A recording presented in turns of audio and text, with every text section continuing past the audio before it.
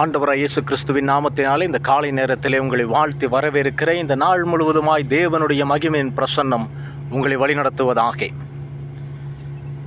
மத்தேயு 5:45 இப்படி சொல்லுகிறது, இப்படி செய்வதினால் நீங்கள் பரலோகத்தில் இருக்கிற உங்கள் பிதாவுக்கு புத்திரராயிருப்பீர்கள். அவர் தீயோர் மேலும் நல்லோர் மேலும் தமது சூரியனை உதிக்க பண்ணி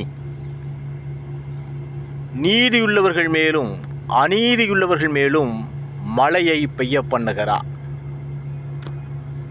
நீங்கள் உங்களுடைய வாழ்க்கையை எழும்பி பிரகாசிப்பதற்கு நீதியின் சூரியனாகிய கிறிஸ்து உங்களுடைய வாழ்க்கையிலே அவர் உதிப்பாரேயானால் உங்கள் வாழ்க்கை செழிப்பாக மாறும். இருளான வாழ்க்கை வெளிச்சமாய் மாறும். ஆண்டவருடைய கரம் உங்களை பற்றி கொண்டு ஒவ்வொரு நாளும் வழிநடத்தும். தேவன் உங்களை ஆசீர்வதிப்பார்.